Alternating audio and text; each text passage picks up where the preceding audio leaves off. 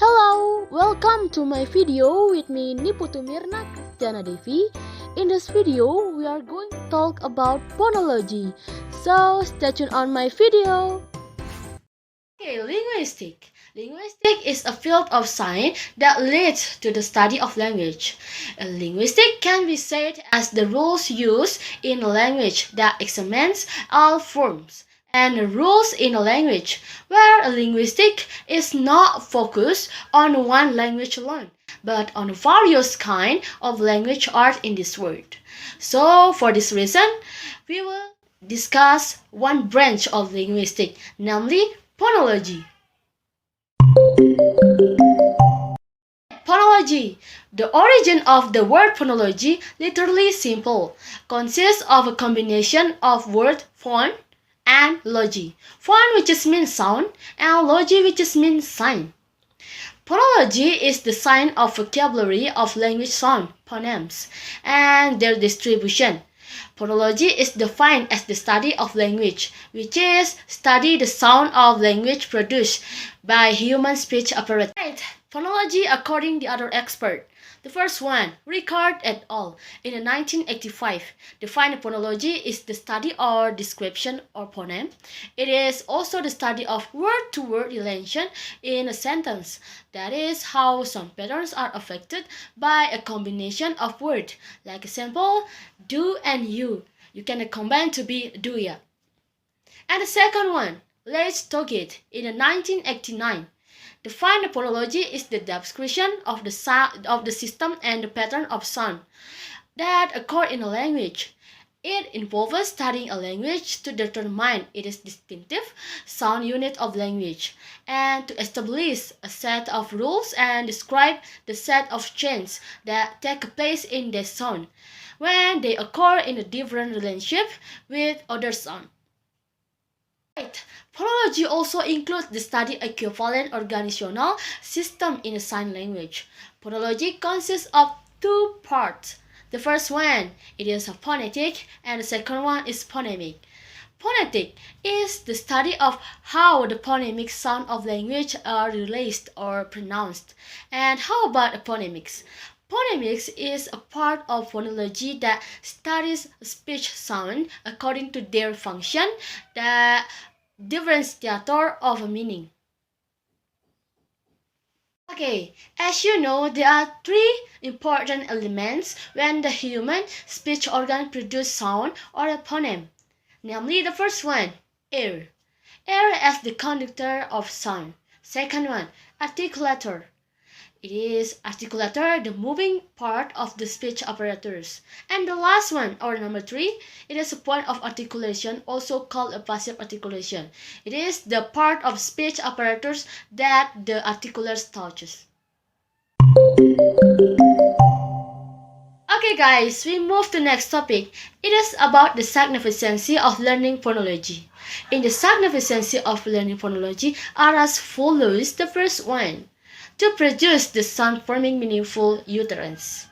The second one, to recognize the sound patterns of English. Third one, recognize a foreign accent. Fourth, to make up a new word.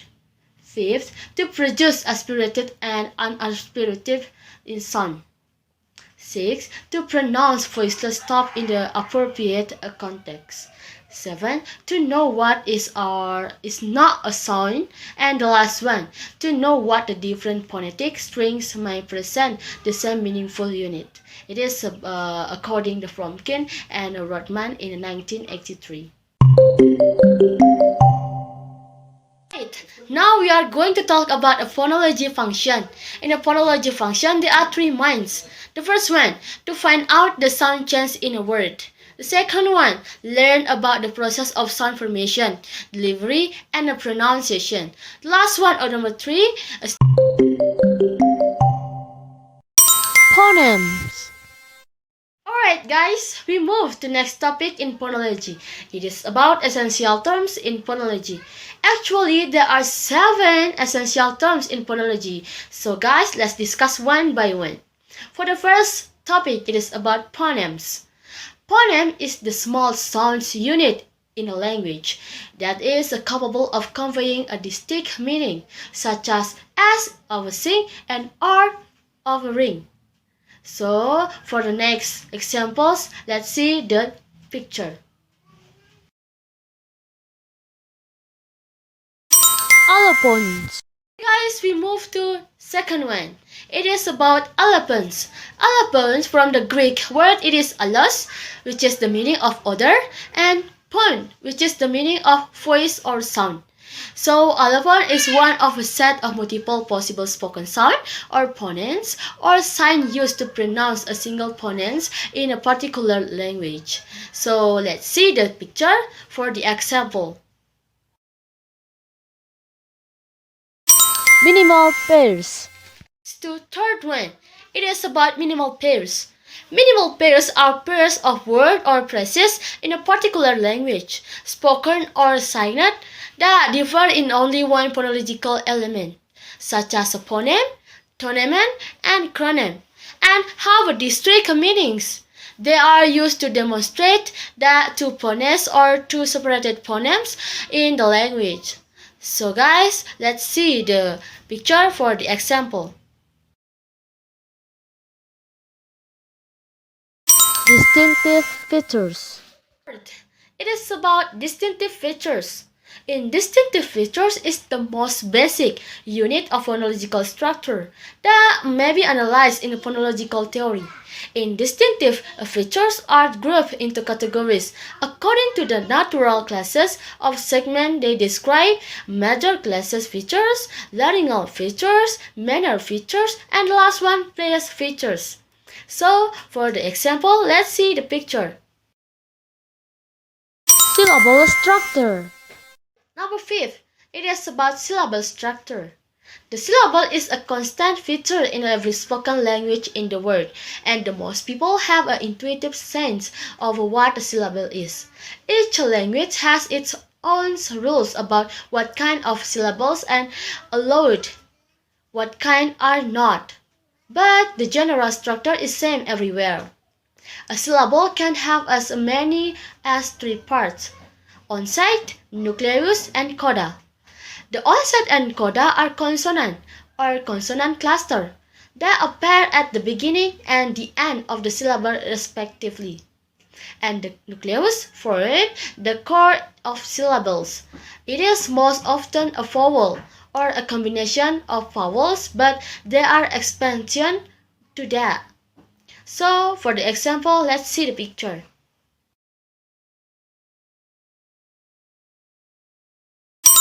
Phonotactics. Guys, number 6. It is about phonotactics.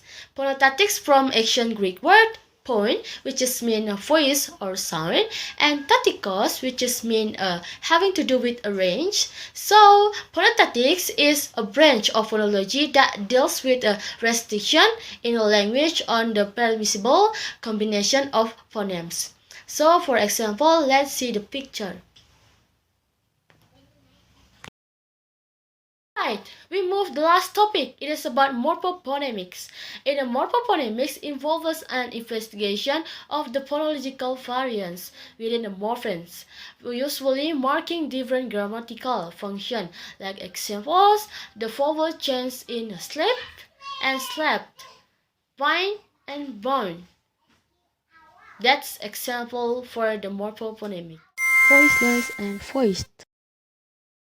Alright, according Yuli in 2006, page 46, there are two different kinds of sound English. The first one, it is voiceless. When the vocal folds are spread apart, they don't vibrate, and the air from the lungs pass between the armpit. Sound produced in such a position are called voiceless sound. In English, some consonants are voiceless. So, for the example, let's see the picture. Voiced. When the vocal folds are drawn together, they touch each other and nearly touch. The pressure of the air coming from the verb makes them vibrate.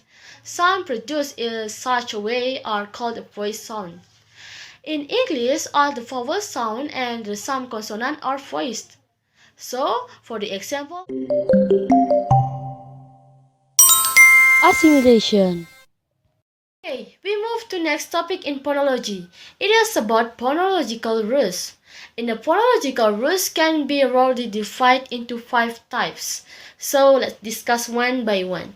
For the first, it is about assimilation. When a sound changes one of its features to be more similar to an adjacent sound. Assimilation is when a sound becomes more like a neighboring sound with respect to some phonetic property. Like example, winner, center, planner. You know, two major categories of assimilation. The first one, regressive assimilation. The phoneme that comes first is affected by one that comes after it. Like example, bad boy to be bad boy. Second one, progressive assimilation. The phoneme that follows is affected by the one that comes before it. Like example, stand there to be standard. I think that's all. Next to topic dissimulation. Right, the second one, disassimilation, when a sound changes one of its features to become less similar to an adjacent sound, usually to make the two sounds more distinguishable. Disassimilation is a phenomenon whereby neighboring sounds become less similar. For example, when one R sound occurs before another the middle of the word, the first tends to drop out as in surprise for surprise. Insertion. Third one, it is insertion, when an extra sound is added between two others.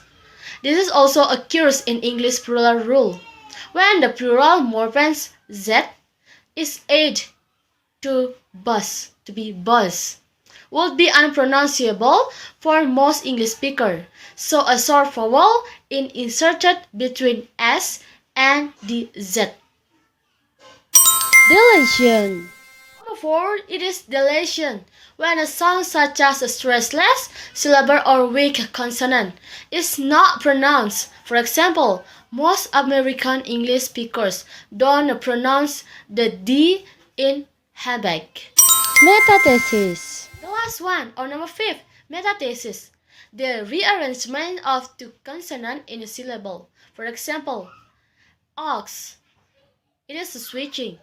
Start, it is a transposition. Thank you for watching.